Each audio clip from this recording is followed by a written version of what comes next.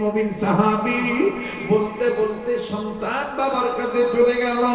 বাবার কাছাকাছি যাইয়া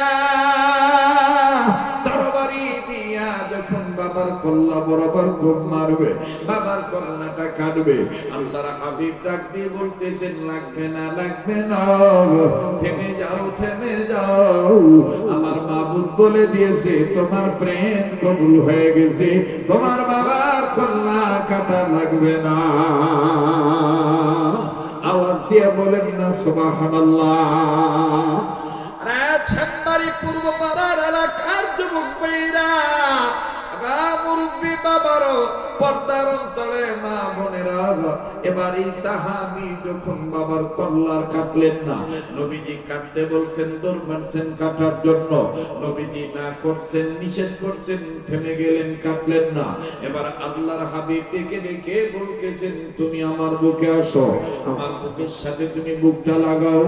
এবার সাহাবীর পিতা সন্তানটাকে ধাক্কা দিয়া, ঠেলা দিয়া, আদ্রভাবে ভালোবাসা প্রয়োগ করে ডাক দিয়ে বলে, তোর কপাল লাগছে রে, নবীজি তোরে বুকে নিবে। এবার এই সাহাবী যখন নবীর বুকে চলে গেলেন, আল্লাহ নবী, নবী মুহাম্মদ রাসূলুল্লাহ সাল্লাল্লাহু আলাইহি সাল্লাম এই সাহাবীকে বুকে নিয়া সাহাবীর বাবাকে উদ্দেশ্য করে ডাক দিয়ে বলে, আল্লাহর বান্দা, তোমার ছেলে আজকে আমারে যেই প্রেম দেখাইলো, তোমার ছেলে আমারে আজকে যে প্রেম দেখাইলো, আমি নবী মুহাম্মদ তোমারে বলে দিলাম, তোমার এই ছেলেটা যেদিন মারা যাবে, আমি নবীরে না জানাইয়া তুমি মাটি দিও না। ছেলেটা বইলা ফলাইছে, আব্বা আপনার চাইতে, মায়ের চাইতে, এমনকি আমার জীবনের চাইতেও আমি নবী মুহাম্মদকে বেশি ভালোবাসি। সুবহানাল্লাহ। এই কথাটা আল্লাহর হাবিবের কানে আল্লাহ পৌঁছায় দিয়েছে। আমার দিক তাকান, রিডি কুচ্ছু নাই, লুজি বুঝলাম না কিছু, কি সাবের বাচ্চা লু এলো না কি রে, রে আবাই রে, বাবা রে বাবা, এখন কই আসিলেন? বাবা রে বাবা, এখন কই আসি? আইতাছে নাকি? হ্যাঁ, তাদের ইসাম আছে, ঠ্যাং দিয়ে বাবা খাড়া করে রাখছে। আরে যখন এতক্ষণ খেয়ালই করছি না, কতদিন মাইরা লেছে আমার। আমি যে আজকে প্রথমে যে ভূমিকাটা দিচ্ছি, এটা নিয়ে দিয়ে আবার আমার বাইরে করে লাগে, আমার তো এমনি দোষের অভাব নাই, কথা কয় না। আমার বন্ধুগণ, আমার বাইরে কষ্ট হচ্ছে। সাহাবী ডাক দিয়ে বলতেছেন, সাহাবী ডেকে ডেকে বলতেছেন, আব্বা আপনার চাইতে, মায়ের চাইতে, এমনকি আমার নিজের জীবনের চাইতেও আল্লাহ রাসূলকে বেশি ভালোবাসি। সুবহানাল্লাহ। কোন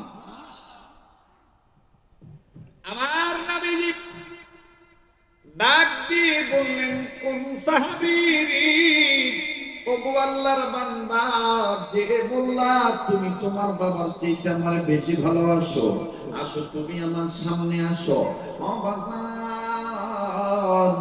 এবার বিশ্বনবী নবী মুহাম্মদ সাল্লাল্লাহু আলাইহি সাল্লাম যখন বললেন তুমি আমার সামনে আসো, বাবা এবার সন্তানকে ডেকে ডেকে বলতেছে, তোর কপাল লাগছে, আল্লাহর নবী তোরে কাছে ডেকেছি, নবীজি তোমাকে কাছে যেতে বলছে। এইবার সাহাবী বাপকে থুইয়া আমার বন্ধুগণ যখন নবীজি কাছে গেলেন, আল্লাহর নবী, নবী মুহাম্মদ সাল্লাল্লাহু আলাইহি সাল্লাম ডাক দিয়ে বলতেছেন, একটু আগে তুমি কি বলেছো আবার বলো। এই বালক সাহাবী ডেকে ডেকে বলতেছেন, ইয়া রাসূলুল্লাহ, আমি আমার বাবার চাইতে, মায়ের চাইতে, এমনকি আমার নিজের জীবনের চাইতে আপনাকে বেশি ভালোবাসি। নবী বললেন, আবার বলো। এবার এই ছেলে আবার বললেন, নবীজি আমি আমার বাবার চাইতে, মায়ের চাইতে, এমনকি আমার নিজের জীবনের চাইতে আপনাকে বেশি ভালোবাসি। নবীজি বললেন, আবার বলো। এবার এই বালক সাহাবী আবার বলতেছেন, ইয়া রাসূলুল্লাহ, আমি আমার বাবার থেকে মায়ের চাইতে, এমনকি আমার নিজের জীবনের চাইতে আপনাকে বেশি ভালোবাসি। আল্লাহ রাসূল সাল্লাল্লাহু আলাইহি সাল্লাম ডেকে ডেকে বলতেছেন, তাই নাকি? বলে, হ্যাঁ অবশ্যই হযরত। আল্লাহ রাসূল সাল্লাল্লাহু আলাইহি সাল্লাম বললেন, তাইলে তুমি প্রমাণ দাও, তোমার বাবা কোথায়, আমাকে একটু দেখাও। ডেকে ডেকে বললেন, নবীজি গো, ওই যে আমার বাবা দূরবর্তী স্থানে দাঁড়িয়েছে। আল্লাহ রাসূল বললেন, তোমার বাবা দূরে দাঁড়িয়েছে, তোমার মা না তোমাকে একটা তরবারি দিছে, এই তরবারিটা তুমি বের করো, এই তরবারিটা আমার হাতে দাও। এবারে সাহাবী কান্দার ডাক দিয়ে বলতেছেন, নবী গো, আমার মা আমারে তরবারি দিছে, আপনি জানতে পারছেন? সুবহানাল্লাহ। ও গো নবীজি, আমার মা আমাকে তরবারি দিছে, আপনি জানতে পারছেন? বলে, হ্যাঁ, এই তরবারিটা দিয়ে দাও আমারে। এবার এই বালক সাহাবী খঞ্জরটা বের করে রাসূলুল্লাহর হাতে দিলেন। আমার আপনার নবীজি তরবারিখানা লইয়া, খঞ্জরটা লইয়া বালক সাহাবীকে ডাক দিয়ে বলতেছেন, তুমি বলছো তুমি তোমার বাবার চাইতে আমি নবী মুহাম্মদকে বেশি ভালোবাসো, প্রমাণ দাও। এই তরবারিটা নিয়ে তোমার বাবার কল্লাটা কাটতে না আমার হাতে দাও। আওয়াজ দিয়ে বলেন না সুবহানাল্লাহ। আর বালক সাহাবী একটু কালক্ষেপণ করেন নাই, তরবারি লইয়া একটা দূর মানিয়া দূরে দূরে বাবার কাছে যায়। বাবাও দেখেন কেমন নবীর আশিক, আল্লাহু আকবার।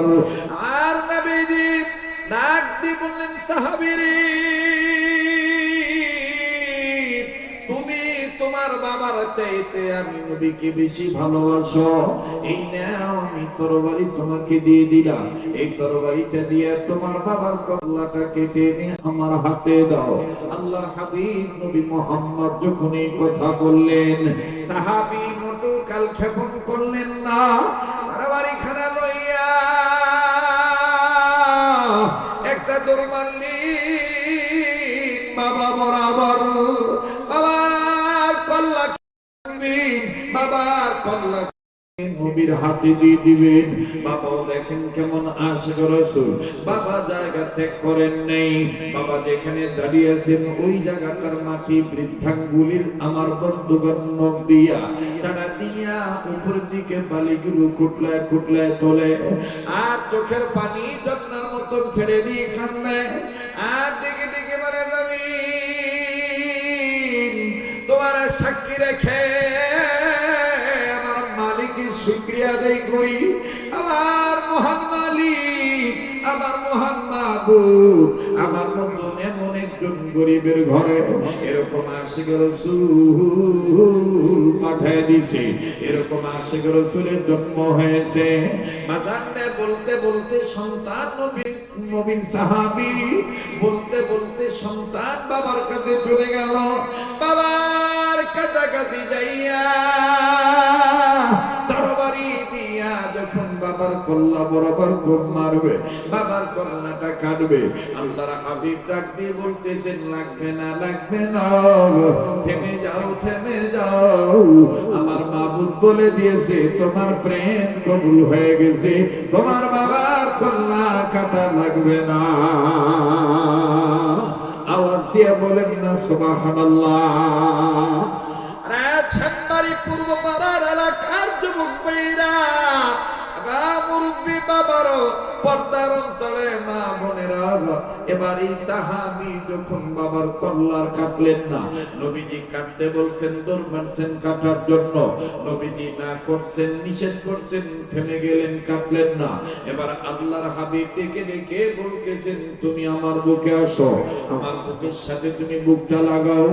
এবার সাহাবীর পিতা সন্তানটাকে ধাক্কা দিয়া ঠেলা দিয়া আদ্রভাবে ভালোবাসা প্রয়োগ করে ডাক দিয়ে বলে, তোর কপাল লাগছে রে, নবীজি তোরে বুকে নিবে।